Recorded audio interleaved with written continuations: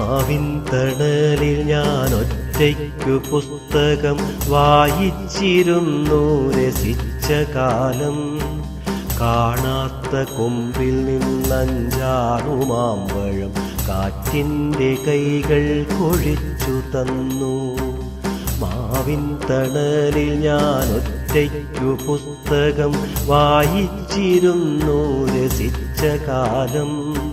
കാണാത്ത കൊമ്പിൽ നിന്നഞ്ചാറു മാമ്പഴം കാറ്റിൻ്റെ കൈകൾ കൊഴിച്ചു തന്നു.